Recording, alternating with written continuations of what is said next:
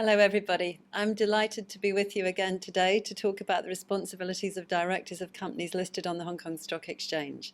The obligations of directors of listcos listed on GEM and the main board are virtually the same in the context of directors' duties.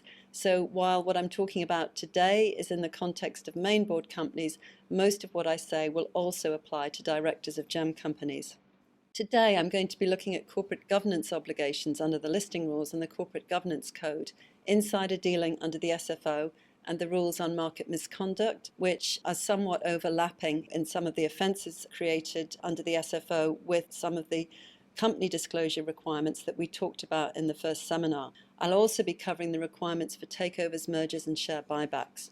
So firstly, independent non-executive directors, while they have to make up at least 1/3 of a listed company's board, the minimum number of INEDS is 3, and at least one INED must have appropriate professional qualifications or accounting or related financial management experience. The listing rules provide guidance as to what this financial expertise entails, but ultimately it's the responsibility of the board to determine on a case-by-case basis whether a candidate is suitable for the position. In assessing the independence of a non-executive director, the exchange will be likely to question the independence if the director in question holds more than a 1% shareholding interest, whether legal or beneficial, and including any rights to call for the issue of shares in the listco, bearing in mind that if a director holds more than 5% in listco, they'll not normally be considered to be independent. Or if the director has received any shareholding interest as a gift or by means of other financial assistance such as a loan from the listco or one of its core connected persons. The definition of core connected person in the case of a company other than a Chinese company or its subsidiaries means a director, chief executive or substantial shareholder, or a director, supervisor or substantial shareholder or chief executive in the case of a Chinese company, or of any of its subsidiaries or close associates. The exchange also deems any weighted voting right beneficiary with a company with weighted voting rights and any vehicles through which that beneficiary holds weighted voting right shares to be core connected persons. The exchange will also be likely to question the independence of a director if this person was a director, partner or principal of a professional advisor such as an accounting firm to the listed company, its holding company or any of their subsidiaries or core connected persons, or any person who was a controlling shareholder within the past 2 years, or if there's no controlling shareholder, the chief executive or a director other than an INED of the listco within the past 2 years, or their close associates. So in each of these cases, this is all subject to a 2-year cooling off period. The directors on the board specifically to protect the interests of an entity whose interests are not the same as the shareholders as a whole. For example, a director who represents the interests of a private equity investor in a listco. A director currently or within 1 year immediately prior to the date of their proposed appointment has or had a material interest in any principal business activity or was involved in any material business dealings with the group or with any core connected person of the listco. A director is or was at any time in the past 2 years before the date of the proposed appointment an executive or director other than an INED of the listco, its holding company, any of their subsidiaries or core connected persons of the listco. If a director is financially dependent on the group or any core connected persons of the listco. If a listco fails to meet the requirements as to the minimum number of INEDs or the qualification of the INEDs, it has to immediately tell the exchange and publish an announcement. The company then has 3 months to appoint a sufficient number of INEDs or an INED with appropriate professional qualifications to meet the rules requirements. In certain cases, a waiver may be granted to have less than 1/3 of the board as INEDs. For example, such a waiver was granted in a case where a company had 17 directors and they were permitted to have 5 rather than 6 INEDs, as the board was already very large. Audit committee. Every listed company is required to establish an audit committee, which is comprised only of non-executive directors. The audit committee has to have a minimum of 3 members, at least one of whom must be an INED with appropriate professional qualifications or accounting or related financial management expertise. And the majority of the audit committee have to be INEDs, and it has to be chaired by an INED. A former partner of the listed company's existing audit firm is prohibited from acting as a member of its audit committee for at least 2 years from the date of the person ceasing to be a partner of the firm or to have any financial interest in the firm, whichever is later.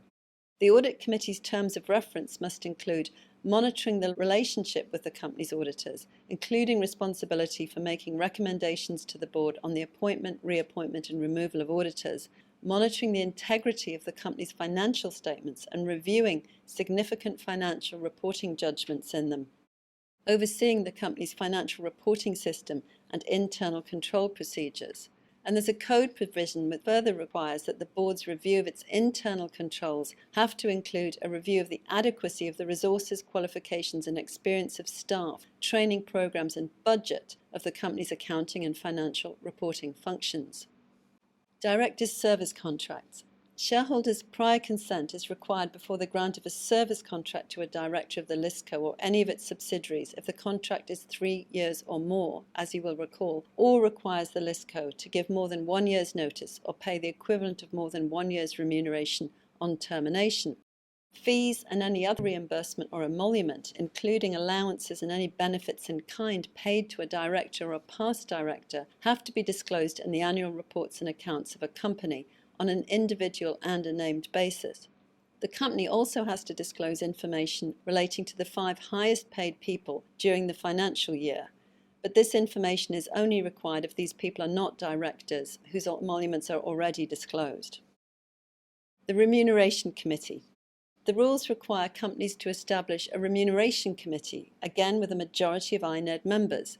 And INED again has to act as chairman of the Remuneration Committee, and there must be written terms of reference. If a company fails to comply with these rules, it has to immediately announce its reasons for not doing so and any other relevant details. The company would then have a 3-month period to rectify non-compliance. The Corporate Governance Code allows for 2 different types of remuneration committee. In the first model, the board delegates to the Remuneration Committee authority to determine the remuneration of executive directors and senior management. In the second model, the board retains that authority, with the Remuneration Committee taking an advisory role. The minimum terms of reference of the Remuneration Committee are set out in Code Provision B12, and the terms of reference should be made available on the websites of the Exchange and the ListCo. There's also a Nomination Committee, which a listed company has to establish, again with a majority of INEDs, chaired by an INED, or the board chairman. The Nomination Committee's written terms of reference should include reviewing the board's structure, size and composition, including skills, knowledge and experience at least annually, identifying and recommending potential board members, and assessing the independence of INEDs.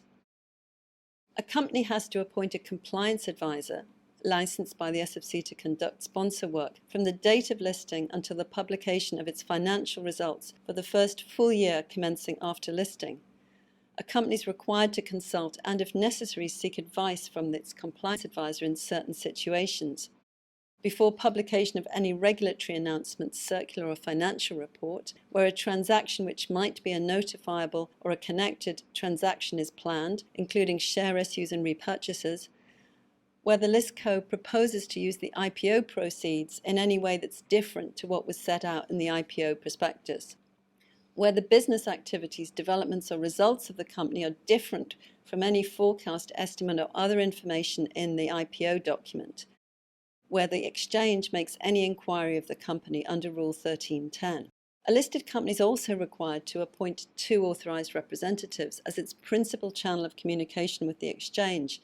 They have to be 2 directors or a director and the company secretary. Whenever they're outside Hong Kong, the authorised representatives have to appoint suitable alternatives and provide the exchange with their contact details. The exchange has to be given prior notice of an authorised representative's proposed termination of their role and the reasons for it.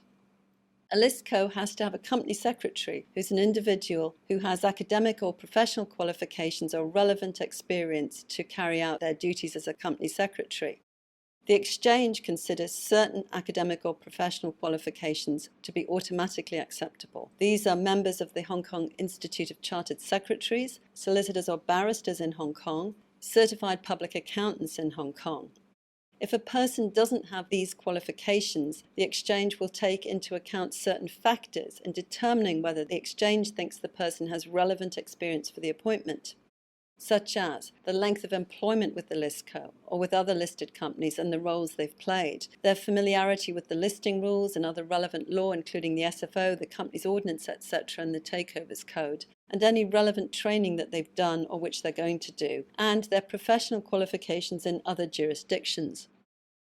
A company secretary has to complete a minimum of 15 hours relevant professional training each financial year. Board diversity. Under the Corporate Governance Code, a listco's board should have a balance of skills, experience, and diversity of perspective appropriate to the requirements of the company's business. Under the listing rules, the nomination committee or the board of a listco should have a policy on board diversity, which should be disclosed in the company's corporate governance report. As to the meaning of diversity, there's a note to Rule 1392, which sets out certain guidance, and you can see this on this slide. So board diversity differs according to circumstances. It can be achieved through consideration of a number of factors, including but not limited to gender, age, cultural and educational background or professional experience, and each company should take into account their own business model and specific needs and disclose the rationale for the factors it uses for this purpose. The listing rules require certain documents to be published online on the company's website and the website of the exchange. These include an up-to-date consolidated version of its constitutional documents, such as its articles of association, the procedures for shareholders to propose a person for election as a director. The Corporate Governance Code requires publication on the websites of the company and the exchange of an up-to-date list of directors, identifying their role and function and whether they're INEDS, and the terms of reference of the company's nomination, remuneration and audit committees, explaining their roles and the authority delegated to them by the board. Documents published on the company's and the exchange's website have to be in English and Chinese. The Corporate Governance Code. This is set out in Appendix 14 of the listing rules, and it has two tiers of recommended practices. The first tier contains the so-called code provisions, which are the minimum standards that listed companies are expected to comply with. Compliance isn't mandatory. Instead, the code adopts a comply-or-explain approach. This means that companies have to state in their half-year and annual reports whether they've complied with the code provisions. If they've chosen to deviate from the code provisions, they have to give considered reasons for each deviation. The code allows listcos to adopt their own codes on corporate governance practices on terms they consider appropriate.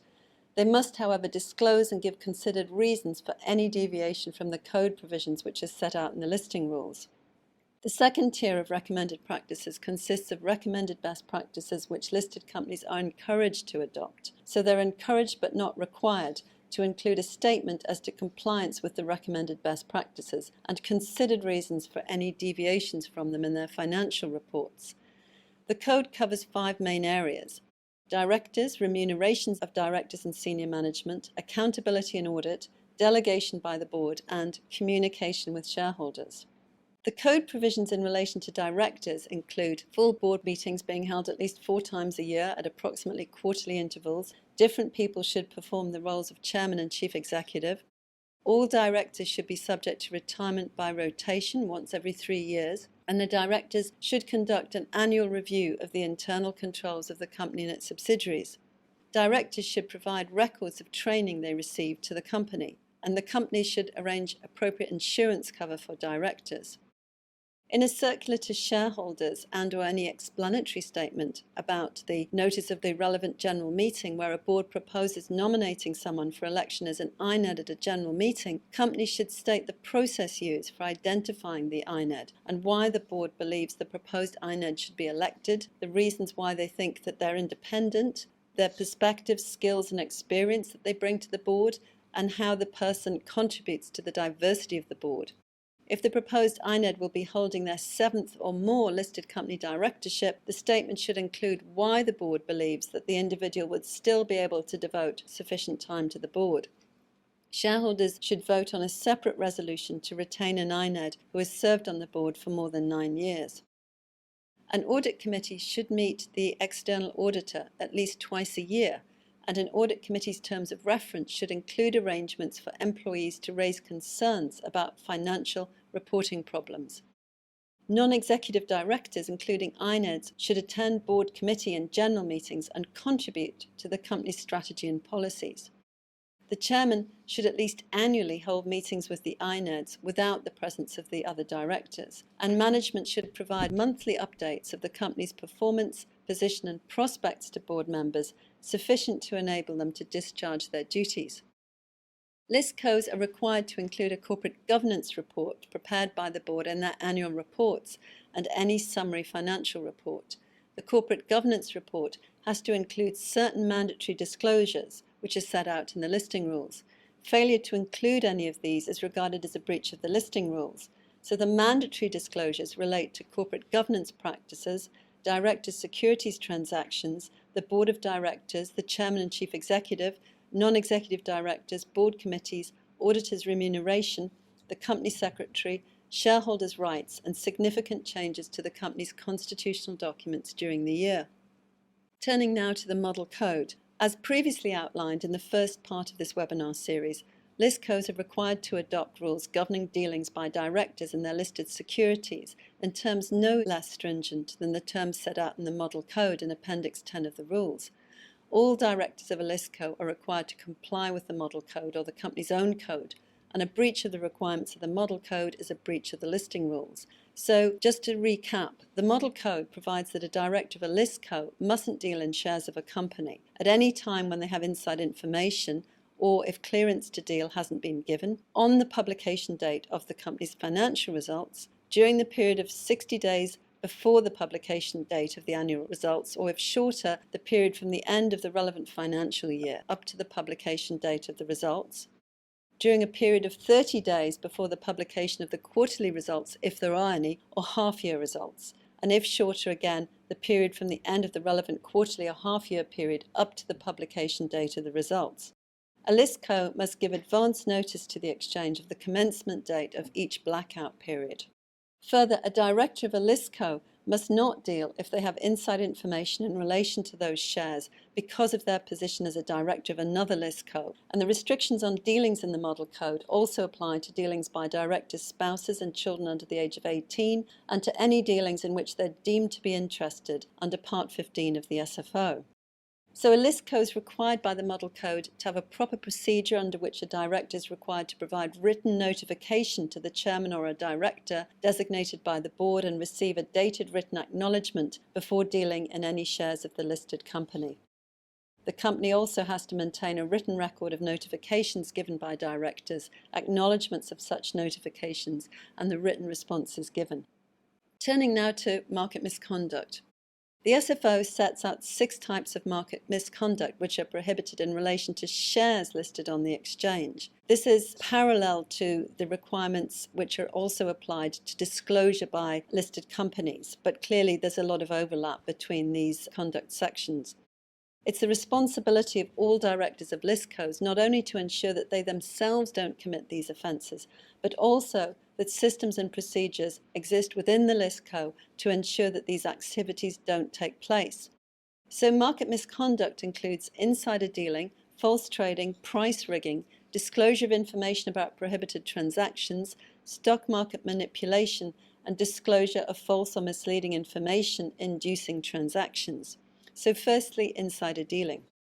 Insider dealing takes place where a person who's connected with a listco and has information which they know to be inside information, or are contemplating or have contemplated making a takeover offer for a listco and know that the information that the offer is contemplated or no longer contemplated as inside information in relation to the listco, and that person deals or counsels or procures someone else to deal in the company's listed shares or their derivatives or in those of a related company, or discloses information knowing or having reasonable grounds to believe that the person receiving the information will use the information to deal or to counsel or procure someone else to deal in the company's listed shares or their derivatives or in those of a related company.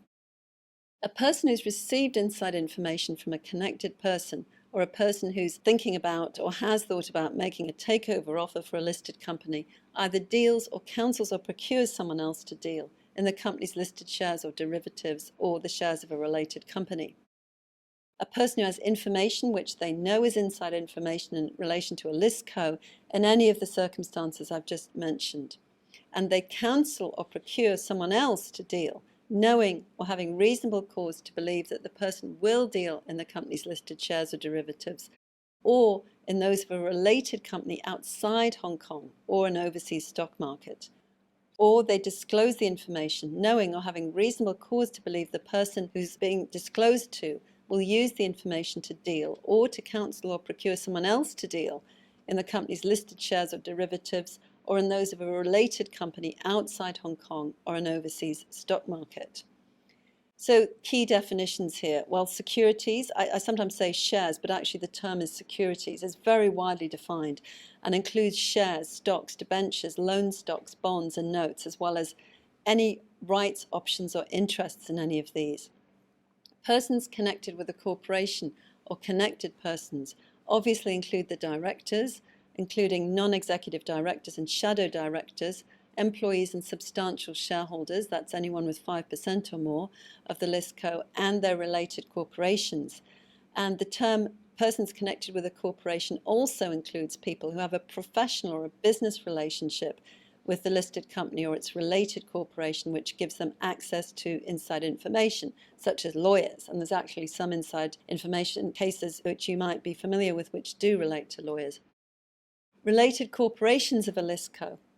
These include subsidiaries and holding companies and other subsidiaries of any other holding company of the listco. So also where two or more companies are controlled by the same individual, each of those companies and their subsidiaries are regarded as related corporations of each other. And control for these purposes means that the individual controls either the composition of the company's board of directors or more than half the voting power at a general meeting of the company, or they hold more than half of the company's issued shares. Inside information in relation to a company means specific information about the company, a shareholder or officer of the company, or the listed shares of the company or their derivatives, which isn't generally known to the people who are accustomed or likely to deal in the listed shares of the company, but which would, if it were generally known to them, be likely to materially affect the price of the listed shares. So the definition of inside information for the purposes of this offence, as you may recall from the first session of the webinar, is the same as that for the information which listed companies have to disclose under Part 14A of the SFO as price-sensitive information.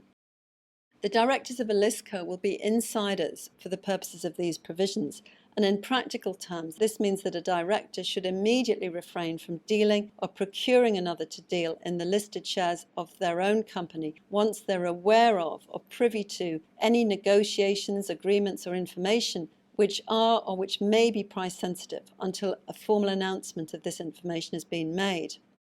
There have been a number of prosecutions for insider dealing, and the courts often impose imprisonment as part of the penalty.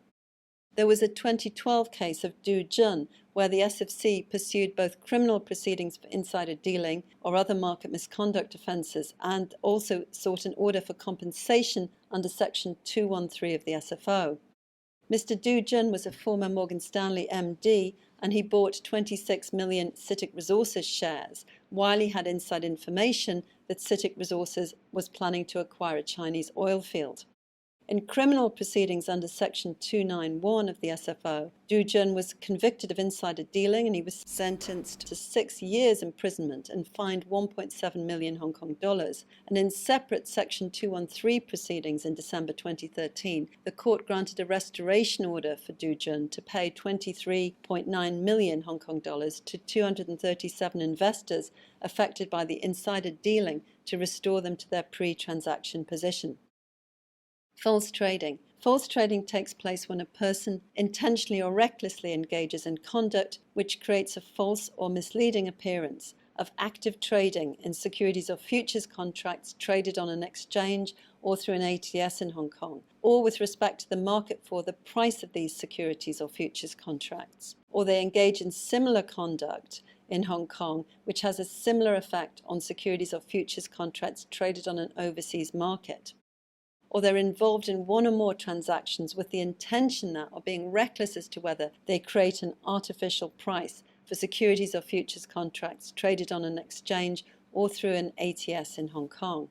Or they engage in conduct similar to this in Hong Kong, which have a similar effect on securities or futures contracts traded on an overseas market. So a person who engages in an on-market wash sale or matched order is presumed to have committed false trading. A wash sale is a trade where a person buys or sells securities without there being a change in beneficial ownership. A matched order is where a person offers to buy or sell securities at a price that is substantially the same as that at which he or an associate has made or proposes to make an offer to sell or buy substantially the same number of these securities. There was a recent disciplinary action for false trading against Section 274 of the SFO, which resulted in sanctions on the former CEO of a gem-listed company, China Owl Group, previously known at the time of listing as Blue Spar and now known as Super Robotics. The facts very briefly were that the company's CEO, her friend and business partner, used 14 different trading accounts to conduct 92 wash sales involving 20 million or so Lisco shares. The trades were financed from the same source, didn't involve any change in beneficial ownership, and had no rational economic justification. The Market Misconduct Tribunal found that the CEO had directed the trading and had intended to create a false or misleading appearance of active trading, market or price for the listed shares, and her friend and business associate were found to have knowingly and actively worked with the CEO in executing the wash sales and assisted her in creating a false or misleading appearance of active share trading and of the share's price and market. The CEO was disqualified from being a director or from being involved in the management of a Lisco for 4 years and received a cold shoulder order prohibiting her from dealing in investment products for 4 years and a cease and desist order prohibiting engagement in further false trading and making any future false trading a criminal offence. The other 2 individuals received cold shoulder and cease and desist orders. Price rigging. This happens when a person engages in a wash sale of securities which maintains, increases, reduces, stabilizes, or causes fluctuations in the price of securities traded on an exchange or an ATS in Hong Kong, or any fictitious or artificial transaction or device with the intention that, or being reckless as to whether it maintains, increases, etc., fluctuations in the price of securities or futures contracts traded again on an exchange or through an ATS. The same conduct by a person in Hong Kong which affects securities or futures contracts traded on an overseas market will also constitute price rigging if the conduct would be unlawful in the country where the relevant market is located. There was a case of Li Jialin, which was a recent example of price rigging involving the chairman and controlling shareholder of mainboard listed VST Holdings, who held over 40% of the company's shares.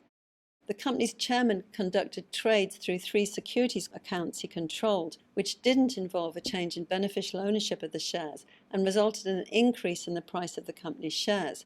He was convicted of price rigging, contrary to Section 296 of the SFO, and sentenced to 6 months imprisonment concurrently for each charge. He was also disqualified from being a director of a Lisco for a year and ordered to pay the SFC's investigation costs. Stock market manipulation. These provisions relate only to transactions in securities. Stock market manipulation happens when a person in Hong Kong or somewhere else engages in 2 or more transactions in the securities of a company that by themselves or in conjunction with any other transaction increase, reduce, maintain or stabilize the price of any securities traded on an exchange or through an ATS in Hong Kong or are likely to do so, with the intention of inducing someone else to buy or subscribe for or not to sell securities issued by that company or a related company. The same conduct by a person in Hong Kong which affects securities traded overseas will also amount to stock market manipulation if it's unlawful overseas. Disclosure of information about prohibited transactions happens when a person in Hong Kong or somewhere else discloses or disseminates or authorized the disclosure or dissemination of information about the effect of a prohibited transaction. That's a transaction which contravenes Part 13 or Part 14 of the SFO on the price of securities or the price for dealings in futures contracts traded on a Hong Kong market. If the person or an associate of theirs participates in the prohibited transaction or benefits or expects to benefit from the disclosure, circulation or dissemination of the information. Disclosure of false or misleading information inducing transactions. This form of market misconduct concerns the disclosure of false or misleading information about securities or futures contracts that is likely to induce investment decisions or have a material price effect.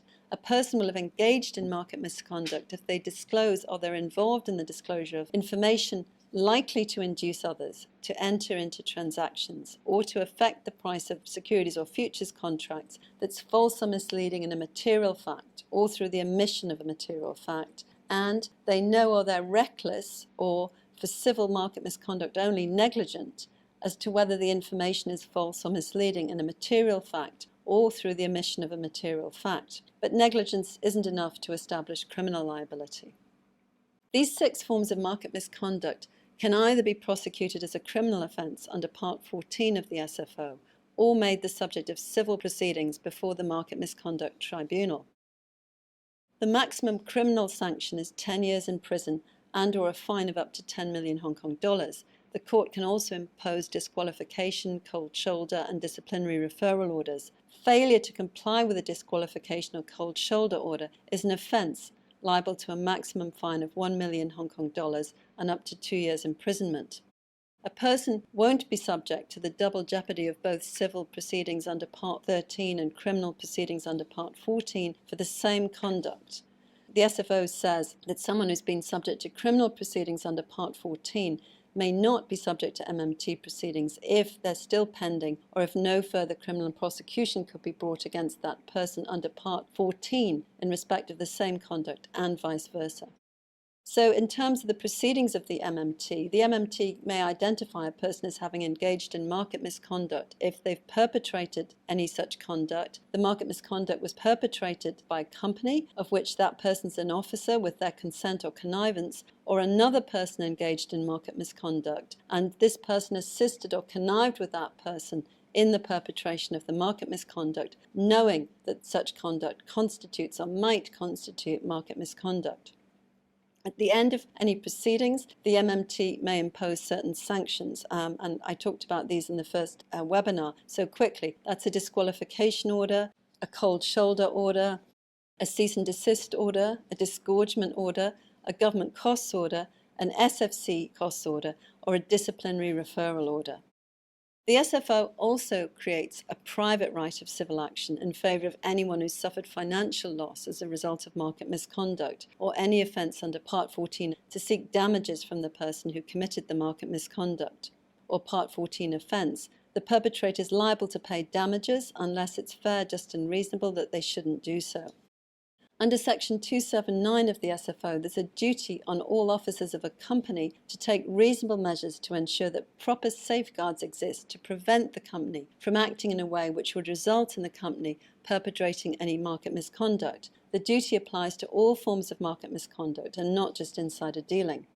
And of course, the definition of an officer of a corporation includes a director, including a shadow director, any person occupying the position of a director, manager or secretary, or any other person involved in the management of the corporation. Under Section 258, where a company's been identified as having been engaged in market misconduct, and the market misconduct is directly or indirectly attributable to a breach by any person as an officer of the company of the duty imposed on them by Section 279, the MMT can make one or more of the orders that I previously outlined in respect of that person, even if the person had not themselves been identified as having engaged in market misconduct themselves. However, a breach of 279 will not expose a person to civil suits by third parties unless they've been identified as having engaged in market misconduct. As I've described, the SFO clearly provides that anyone who suffers financial loss as a result of market misconduct or a Part 14 offence has a right of civil action to seek compensation. An officer of a company which has carried out market misconduct is taken to have committed market misconduct themselves if the company perpetrated the misconduct with their consent or connivance. And under Section 390 of the SFO, where it's proved that an offence committed under Part 14 was aided, abetted, counselled, procured or induced by, or committed with the consent or connivance of, or attributable to the recklessness of any officer of the company, that person as well as the company is guilty of the offence and liable to the appropriate sanction. Turning now to the Takeover Code and the Code on Share Buybacks.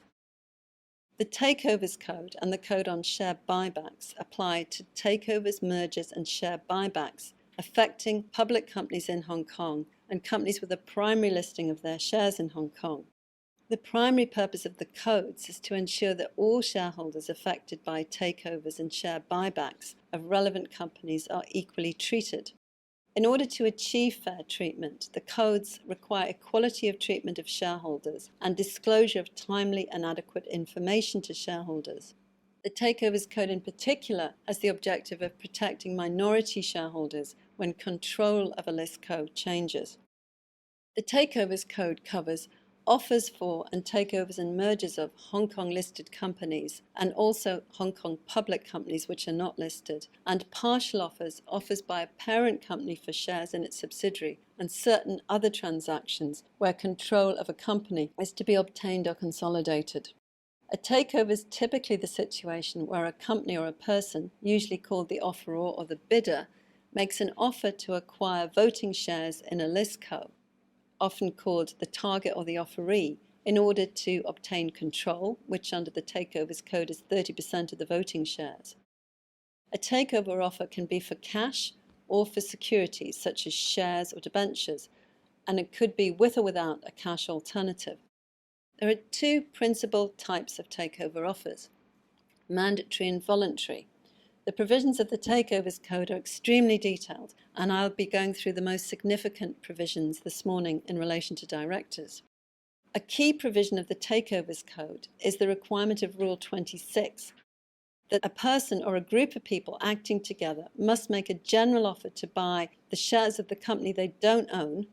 That would be a mandatory offer if they acquire 30% or more of the voting shares of a company, whether in a single transaction or a series of transactions over a period of time or not, or if they already hold between 30% and 50% of the voting shares of a company, they increase that holding by more than 2% in any period of 12 months. A person will be taken to be acting in concert with an offeror if, pursuant to an agreement or understanding, they actively cooperate through the acquisition of voting rights, that's shares with voting rights, to obtain or consolidate control of an offeree. In the absence of proof to the contrary, certain categories of people are presumed to be acting in concert under the Takeovers Code with others in the same category. So these categories of people presumed to be acting in concert include, for example, a company, its parent, its subsidiaries, its fellow subsidiaries, associated companies of any of them, and companies of which any such companies are associated companies, and a company with any of its directors, together with their close relatives, related trusts, and companies controlled by any directors and their close relatives or related trusts, or its parent company. Offers made under Rule 26, that's mandatory offers that are triggered by this person or group of people getting 30%, must be made in cash or be accompanied by a cash alternative at not less than the highest price paid by the offeror or any person acting in concert with them for shares of the offeree in the previous 6 months. On the other hand, a voluntary general offer is made where there's no obligation to make an offer under Rule 26. So perhaps somebody decides that they'd like to try to gain control of a company and they voluntarily make an offer for all the shares of the company that they don't own. The Takeovers Code generally requires that a target announces an offer disclosing the bidder's identity as soon as the bidder informs it of its intention to make an offer.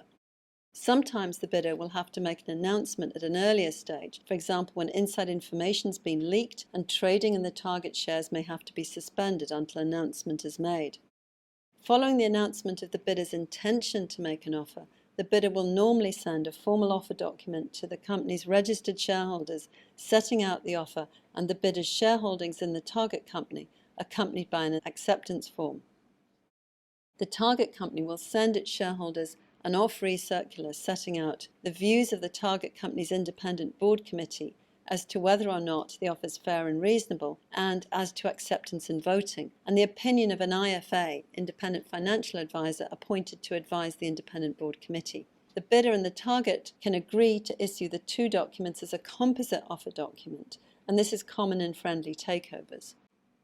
Duties of the board of the offeror and the offeree. Well, as we know, the directors of an offeror, a bidder, and an offeree company will, under Hong Kong company law and the listing rules, owe various duties to the relevant company and its shareholders, especially if the relevant company is listed on the exchange.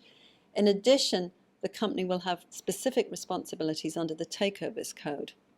We've already talked about the general duties owed by directors of a listed co, which is an offeror or offeree, when we talked about directors' duties generally, such as to act bona fide in the interests of a company, the interest of the company being a question on which the directors have to decide, to act for proper purposes, not for collateral purposes, to avoid conflicts of interest with the company. In addition to their duties to the company, the directors have a duty to be honest and not to mislead the shareholders of the company when giving advice. In addition to these legal responsibilities, the Takeover Code requires each director of a company involved in an offer to ensure, so far as they're reasonably able to, that the Takeovers Code is complied with during the course of the offer. The Takeovers Code recognises that a board of directors can delegate the day-to-day conduct of an offer to individual directors or a committee of directors, but the board as a whole has to ensure that proper arrangements are in place to enable it to monitor the conduct of an offer, so that each director fulfills their obligations under the Takeovers Code. In particular, the board should ensure that it receives promptly copies of all documents issued by the company in relation to the offer, details of all dealings in relevant securities by the company or its associates, and details of any agreements, understandings, guarantees, expenditure, including fees or other obligations involving the company and the offer other than routine administrative matters. The directors with day-to-day responsibility for the offer have to be in a position to justify their actions to the board, and the advisor's opinions have to be available to the board. Also, board meetings should be held as and when necessary throughout an offer to ensure that all directors are kept up to date with events. Documentation is very important in connection with an offer, and documents and adverts issued in connection with an offer have to be prepared with the highest standard of care and accuracy. It's a specific requirement of the Takeovers Code that the directors take responsibility for the accuracy of the information contained in all documents, and that each document contains a statement saying this. Directors can't, of course, be expected to know personally that all detailed information contained in the offer documents are accurate in all material respects. However, directors need to make sure that there's an appropriate procedure which has been established and is being followed for checking the accuracy of the information concerned. With the exception of certain documents listed on the SFC's post-vetting list, all announcements and other documents issued or published by a party to a takeover offer have to be submitted to the SFC's executive for comment prior to their release or publication, and mustn't be released or published until the SFC's executive has confirmed that they have no further comments. A published version of any document on the post-vet list has to be filed with the SFC's executive immediately after publication. Each director is usually asked to sign a form of responsibility statement addressed to the offeree or the offeror, depending which company they're a director of, and their financial advisors. And under this responsibility statement, the director will usually take responsibility as required by the Takeovers Code for all approved documents. That's documents or announcements which have been approved by the board or a committee of the board and of which they've not expressed disapproval.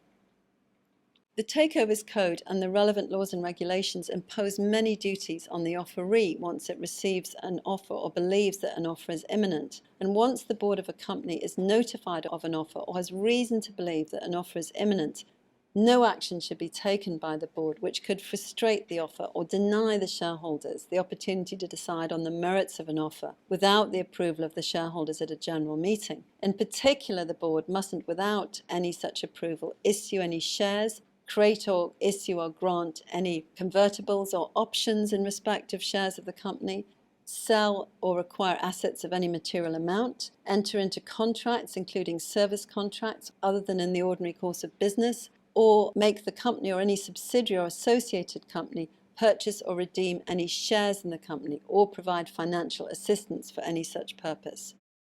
Where a company is under a prior contractual obligation, for example, to buy an asset for any of these actions, or where there are special circumstances, the SFC's executive have to be consulted, and they may waive the requirement to obtain shareholder approval, either in appropriate circumstances or in situations where the offeror actually agrees to such waiver.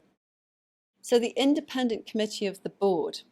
A board which receives an offer or is approached with a view to an offer being made is required to appoint an independent committee to make a recommendation as to whether the offer is fair and reasonable and as to acceptance and voting.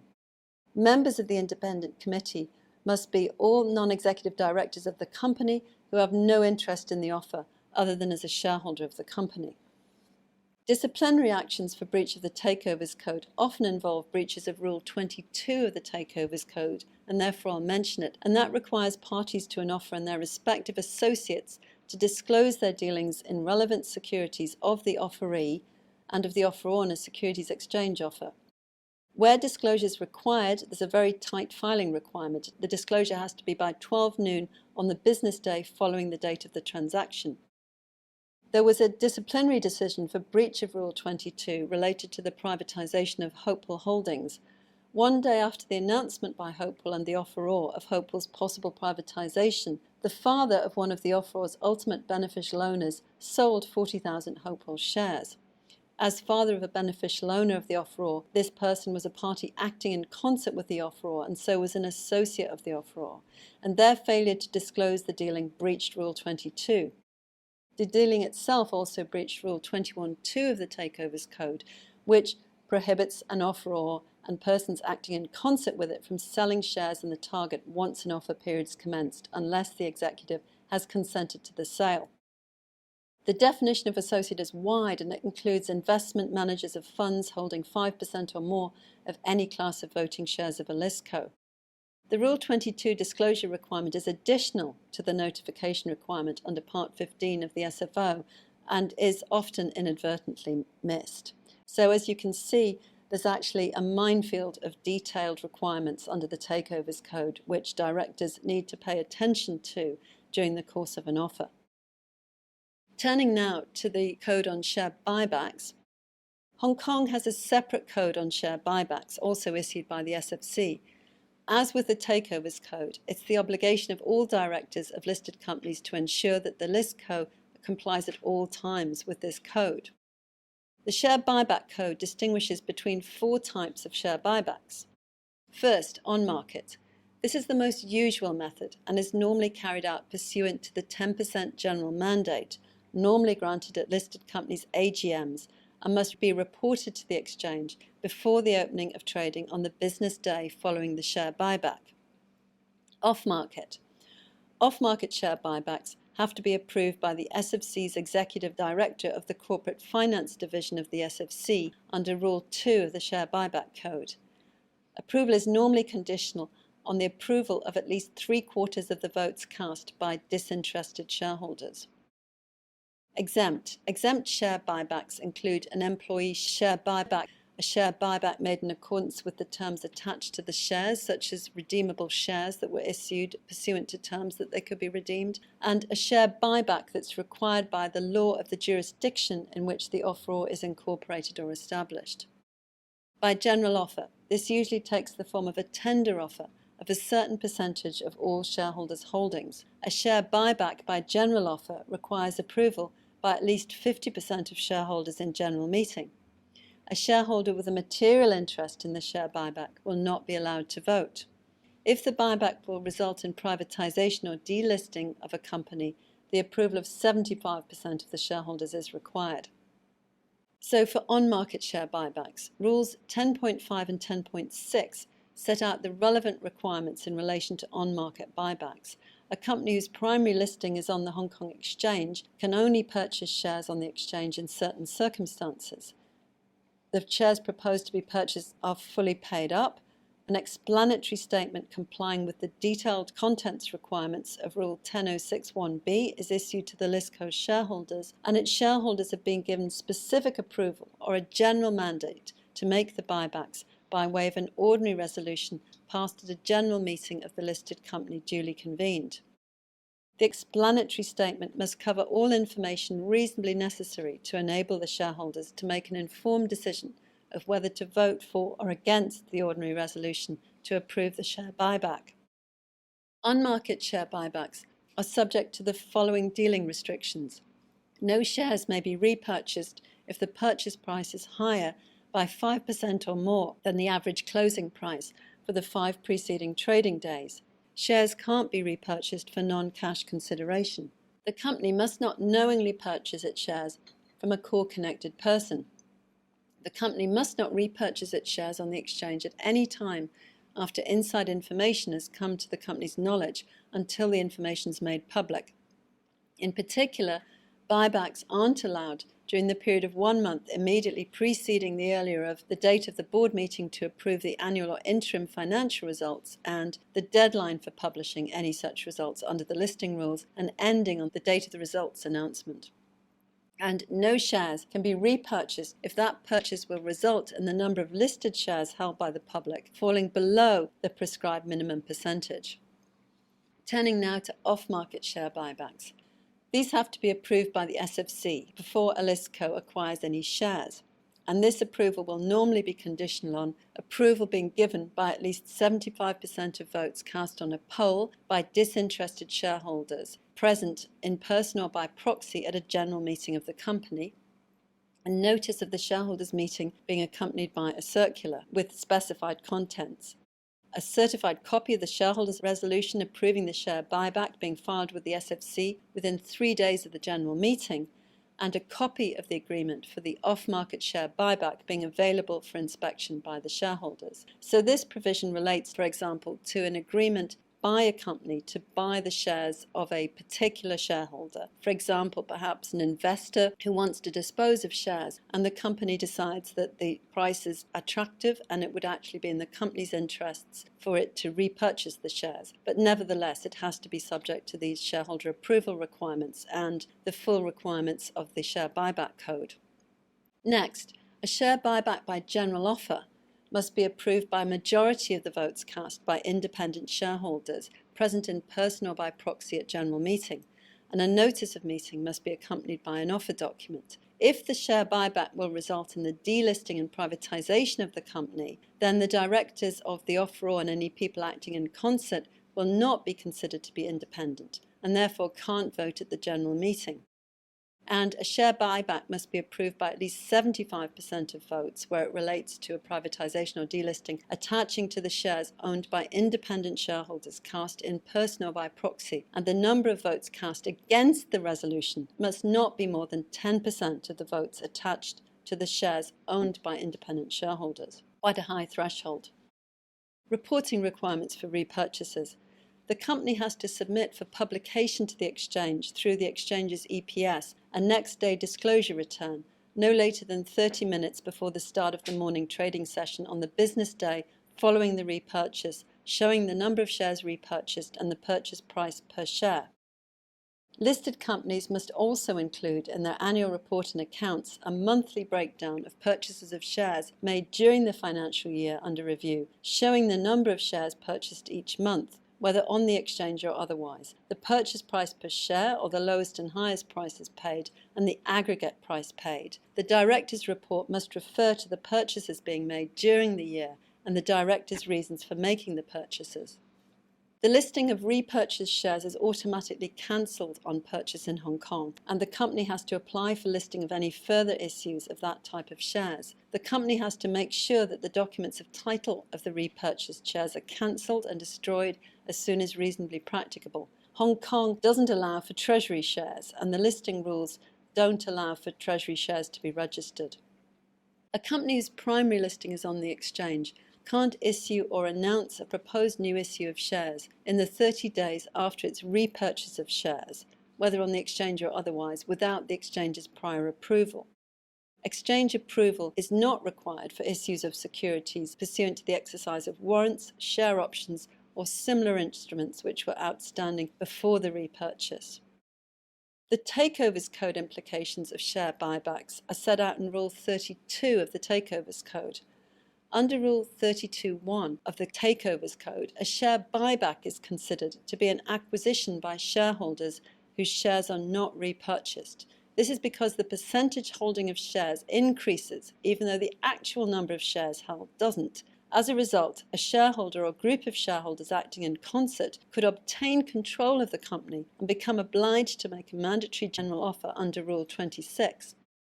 The SFC's executive will normally grant a whitewash waiver in the case of general offer obligations triggered by off-market share buybacks or share buybacks by general offer. Effectively, the Rule 32 whitewash mechanism applies only to a shareholder who's a director or a person who is acting in concert with the director of the company. An unconnected shareholder would not normally be regarded as having triggered a mandatory bid obligation under Rule 26 if the increase in their shareholding is solely due to buybacks by the company over which they had no involvement or control. This brings me to the end of this presentation. Thank you for joining. I do hope that you enjoyed the webinar.